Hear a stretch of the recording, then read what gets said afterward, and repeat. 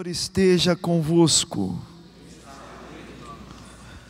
Proclamação do Evangelho de Jesus Cristo segundo Mateus. Naquele tempo disse Jesus aos seus discípulos: ficai atentos para não praticar a vossa justiça na frente dos homens, só para serdes vistos por eles.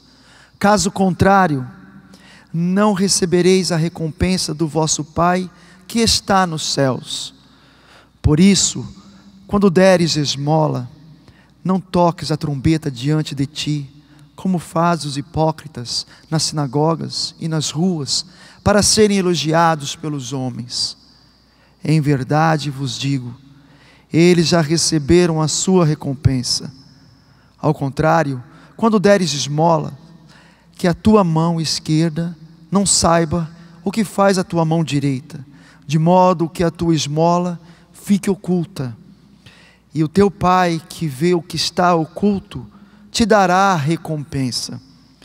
Quando orardes, não sejais como os hipócritas, que gostam de rezar em pé nas sinagogas e nas esquinas das praças, para serem vistos pelos homens.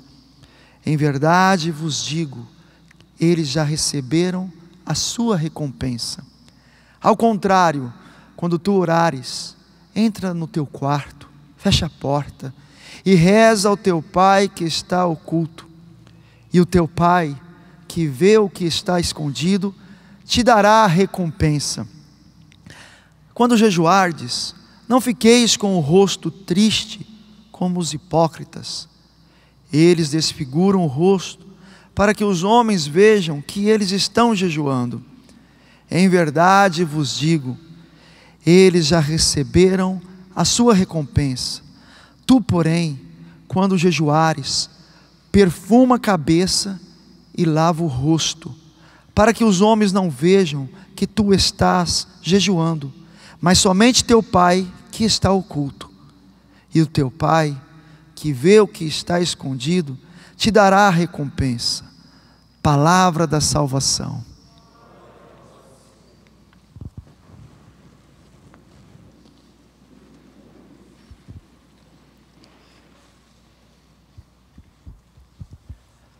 Eu convido você nesta manhã, já louvando a Deus por toda a preparação que foi feita antes de iniciar a missa.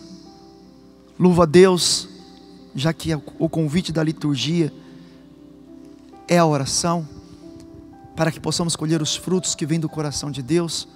Louvo a Deus pelos músicos da Canção Nova, mas em especial estou aqui hoje me referindo a estes, mas o meu irmão Flávio, porque eu vi o quanto que ele foi preparando cada um de vocês antes de iniciarmos a Santa Missa. Uma coisa que deve ser um hábito para cada um de nós. A tudo aquilo que vamos fazer, primeiro nos preparar na presença do Senhor. Veja como é diferente. Creio que vocês devem já ter sentido o efeito das 3 orações que ele se utilizou antes de iniciarmos a missa, clamando o Espírito Santo, nos colocando na presença da cruz, a cruz sagrada, nos preparando para tudo que Deus quer nos dar, quer nos fazer beber, perdão. Mas a liturgia justamente vem nos falar disso. Hoje, olhando para o Evangelho, nós vamos ver que o Senhor, ao dizer que tudo o que venhamos a fazer, façamos de forma oculta, e não querendo se aparecer, Ele nos mostra que as nossas ações devem estar na presença do Senhor, que os nossos gestos, a nossa forma de viver, deve ser uma forma que primeiramente venha agradar o coração de Deus. Por isso a oração, por isso o jejum, por isso a esmola. A nossa oração deve ser primeiro uma oração que parta do coração, que parta do nosso interior. Porque nós sabemos, meus irmãos, muitas vezes fazemos uma oração corrida, uma oração que não tem interioridade, e parece que saímos mais vazios do que quando chegamos. Mas quando nós paramos e nos preparamos, e por isso essa palavra, nos preparar para cada coisa que venhamos a fazer, inclusive no dia de hoje, nós colhemos os frutos. E imediatamente, quando entramos no território que é o campo de missão, e se é campo de missão, é de combate também, então já vão se apresentando as situações que nós temos que combater, porque nós nos preparamos. Ali nós encontramos paz. Ali nós encontramos paz. Eu não posso negar o testemunho que eu pude ver neste final de semana em Aracaju, terra tão linda. Quando eu fui visitar a mãe da Ana Cláudia, a dona Claudice, e o pai da Ana Luísa, seu Albérico, dois testemunhos de pessoas que dia a dia têm se preparado diante de uma luta. Dona Claudice com o problema do câncer, e o seu Albérico com o problema do coração e outras realidades. Mas que duas pessoas, impotentes talvez diante das lutas, da doença, mas tocando na graça de Deus, a começar pela paz interior. E um testemunho lindo, porque as primeiras palavras que eu escutei de Dona Claudice, quando entrei na casa dela, foi: se Deus me permitir viver, estarei louvando a Deus dia a dia, mas se Deus quiser me levar, continuarei louvando Deus dia a dia. E diante das duas filhas, ali foi uma visita de Deus para mim. Mas também com o seu Albérico, de falar que de tudo aquilo que parecia correr contra ele, o médico dele fazendo uma experiência lá em Fátima, Portugal, olhou para a filha dele e disse: olha, é Deus quem está à frente. Eu quereria pelo meu conhecimento fazer isto e mais aquilo, tais operações, mas eu saí convencido, é Deus que está à frente. Veja que beleza, meus irmãos. Uma oração de uma mulher, mas uma oração de um homem também, que foi oculto. Não precisou que as pessoas vissem: olha, eu fui em tal lugar. Não precisou que as pessoas vissem tal pessoa testemunhando que era uma pessoa de oração, mas aquela oração interior de entrega, de abandono, aquela oração de quem confia no Senhor, e que faz com que ambas as famílias fiquem em pé, porque os frutos daqueles que fazem para que Deus veja, é que não somente ele permaneça em pé, mas toda a casa permanece em pé, ainda que com lágrimas, mas em pé. Veja, meus irmãos, nós temos vários tipos de orações aí fora, que são orações que ficam gritando aí, mas que já estão caindo. São as orações de paradas em paradas, reivindicando: deixa eu ser feliz do jeito que eu quero. Mas que é uma oração que só pensa em si mesmo, uma oração egoísta. Por que oração eu digo? Porque é um falar, dizendo crer em um Deus, que não é o Deus que criou eles, é um falso Deus, mas egoísta, porque não pensa nos outros, só pensa em si mesmo. Uma oração onde aponta não a harmonia, mas é uma oração de condena todos aqueles que não concordam com eles. É uma oração que não traz paz, é um diálogo que não traz paz, mas é um diálogo onde quer impor, na verdade. São os tipos de falas que se encontram aí, até se vestem como se fosse um carnaval, mas é uma oração que não alcança o coração de Deus, porque não ama o próximo. Tanto que qualquer um que dizer não concordo, já é condenado pela mídia secular, é claro. Temos outros tipos de oração. A oração onde bota o rosto na telinha e vai dizendo: tudo vai bem, tudo está maravilhoso. Mas uma oração onde todos nós sabemos o quanto nos sentimos inseguros dia a dia nesse nosso Brasil. Quando temos que entrar no hospital, onde vemos ainda tantas pessoas padecendo porque não tem um mínimo de atendimento. Uma oração que não diz a verdade. Onde as nossas escolas são assaltadas, onde os nossos filhos não aprendem, porque agora não se repete. Uma oração que não diz da verdade, que não fala de Cristo, porque Cristo é a verdade. E o resultado é esse, porque quer jogar os quatro cantos, gritando: estou em oração. Qual é a tendência? O vazio, estar só, que muitas vezes é representado por vaias. Porque essa oração não chegou ao próximo. E aí nós entramos na esmola, que é o amor, a caridade, que é uma solidariedade, é verdade, mas uma solidariedade junta com a fraternidade, porque há uma diferença entre solidariedade e fraternidade. A solidariedade você pode até ajudar alguém, mas a fraternidade faz com que a gente olhe esse alguém como irmão, e não como um outro apenas. E essa fraternidade nós só encontramos quando nós fazemos oração para o Senhor. É Ele que nos faz nos vermos como irmãos.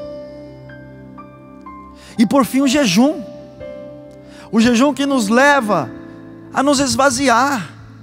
E aí talvez esses outros protestos, que nós estamos no tempo dos protestos, né? Religiosos ou não. Mas que observe, os religiosos estão pensando nas coisas em comum: a vida, não o aborto, a preservar a família segundo o coração de Deus. É algo que diz da maioria, não da minoria. Mas sem agredir os outros, óbvio, apenas salvaguardar aquilo que é de direito. E os não religiosos ainda assim está pensando na educação que não acontece, na segurança que não acontece, na saúde que não acontece, no transporte que não acontece, mas não está se fazendo para si, mas está pensando nos outros. É uma oração que está caminhando para a verdade, mas que é preciso ter cuidado também, porque não pode ter violência. Não é a violência que vai transformar o mundo, é o amor. E o amor é a tradução dessas três realidades: oração, jejum, esmola. Oração, jejum, esmola. Esmola no sentido da caridade, a oração que é a unidade com Cristo, a intimidade com o Senhor, que nos faz frutificar. E também o jejum, que é o que nos faz reconhecer que é o Senhor que deve reger todo o nosso interior, todas as nossas ações. Aí nós entramos de cheio no que diz a leitura de hoje. Para aqueles que vivem essas três realidades unidas com o Senhor Jesus, não à parte, porque também não adianta fazer a caridade sem proclamar Jesus como Senhor. Aí só vira solidariedade, mas não caridade. Aí nós vamos tocar na abundância da recompensa que o Senhor quer nos dar. O Senhor, Ele dá a semente ao semeador, e lhe dará o pão como alimento, e Ele mesmo multiplicará as vossas sementes, e aumentará os frutos da vossa justiça. Passamos a tocar nessa largueza que o Senhor nos dá. A largueza que não é das coisas materiais, mas a largueza que é dessa força interior, desse amor que habita em nós, mas que encontrou agora espaço, porque nós deixamos o Senhor ser tudo em nós, e portanto agora conseguimos responder com essas três realidades tão belas, construindo um mundo novo, uma sociedade nova. Mas essa construção começa pela construção deste homem novo que deve ser eu, que deve ser você. Essa construção que começa com a mentalidade nova, a mentalidade de Cristo. Essa construção que passa a ter os sentimentos do Senhor e não os sentimentos egoístas, mesquinhos e desequilibrados. Essa construção do homem novo que precisa ser eu, precisa ser você, que nos faz nos preocupar uns com os outros e não queremos viver um mundo aonde pareça que o mais importante sou eu. Não, eu não preciso estar em pé gritando para os outros para que todos olhem para mim. Não sou eu o centro é Jesus Cristo. E o Senhor nos mostra, porque os impérios estão caindo, a Babilônia está caindo em nome de Jesus. Pode demorar mais um tempinho, o Império Romano demorou um tempo para cair, mas já está caindo, em nome de Jesus. Mas as Babilônias do nosso interior também precisam cair, meus irmãos. Essas Babilônias do nosso interior, que é esse egoísmo muitas vezes, que é esse individualismo muitas vezes, precisa também cair. Para quê, meus irmãos? Para que nós possamos responder como o Salmo hoje nos traz como resposta. Feliz aquele que respeita o Senhor, para que possamos respeitar o Senhor. E aí, meus irmãos, que lindo o que o nosso catecismo nos diz. Ele nos ensina que na oração nós temos 5 tipos de orações para aqueles que respeitam o Senhor. A primeira é a oração de bênção, a adoração. A oração de bênção, que é uma oração que invoca sobre nós a bênção de Deus. Nós não vamos invocar o nosso egoísmo, a nossa ganância, não vamos invocar os nossos direitos atravessados, mas nós vamos invocar sobre nós a bênção. A segunda oração, a oração dos mártires, aquelas que pedem pelos outros. Vamos invocar também por aqueles que estão longe, por aqueles que não conhecem o Senhor. E por que rezar pelos outros? Porque nós olhamos o modelo de nosso Senhor Jesus Cristo, que orou por aqueles que Deus trouxe até Ele. Olhamos aqueles que foram fiéis a Deus no Antigo Testamento, como Abraão. Senhor, se tiveres lá em Sodoma mas tantas pessoas, o Senhor vai destruir? Não. Tantas pessoas justas? Não vou destruir. E por isso nós nos unimos à igreja, para rezar por todos esses que não conhecem o Senhor. Olha a caridade que muitas vezes não se dá simplesmente pelos bens materiais, mas sobretudo pela doação constante de nossa parte, em pensar no próximo, em olhar o próximo como nosso irmão. Depois a oração de ação de graças. Por quê? Porque nós só o somos porque Deus nos criou. Nós não devemos pensar como sendo alguém autossuficiente, que não precisa de ninguém, que cai nas teorias de que viemos da evolução, da teoria da evolução. Não, Deus nos criou. E se tivermos dúvidas, dizia já esses dias atrás lá em Aracaju, é só olhar para esse mundo criado e vamos perceber que partiu de um ponto, e esse ponto é Deus. E se ainda assim não quisermos olhar pelas coisas criadas da natureza, olhamos para nós, o que somos, a capacidade nossa, tudo isso parte de Deus. E por isso aí nos submetemos a Ele. A oração de louvor, tudo devemos dar graças ao Senhor. E aqui eu finalizo voltando a esses 2 testemunhos que encontrei em Aracaju, como também encontrei em Salvador. Mas já disse na outra missa, a criança que ligou para sua mãe, dizendo: rezei pela senhora e o Senhor me diz que colocou um anjo na sua vida. O louvor a Deus, de sabermos que não estamos sozinhos, de que Ele nos guarda com os seus anjos, mas que Ele nos dá a comunidade. E aí eu peço, olhe mais uma vez para essa pessoa que está ao seu lado, e saiba que Deus colocou essa pessoa para te ajudar a caminhar na fé, para que você não esteja só, para que nas suas angústias, dores, que é o que muitas vezes nos leva a rezar, saibamos que temos alguém que Deus nos colocou para caminharmos juntos e carregarmos a cruz, e ela não se tornará pesada. Por quê? porque quando dois ou mais estão unidos, Deus se faz presente. É Ele quem nos ajuda a levar a nossa cruz. Por isso o louvor. Peço que meu irmão possa cantar mais uma vez, que preparou tão bem a cada um de nós a resposta do salmo, e que possamos cantar juntos. Feliz aquele que respeita o Senhor, o Senhor. Feliz aquele que respeita o Senhor, o Senhor. Você cantando feliz. Feliz Aquele que respeita o Senhor, o Senhor.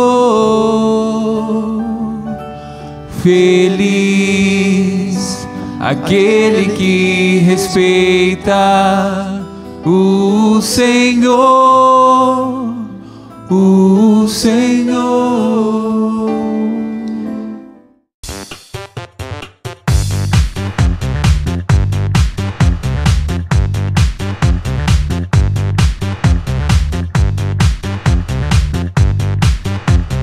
CançãoNovaPlay.com. Assine já!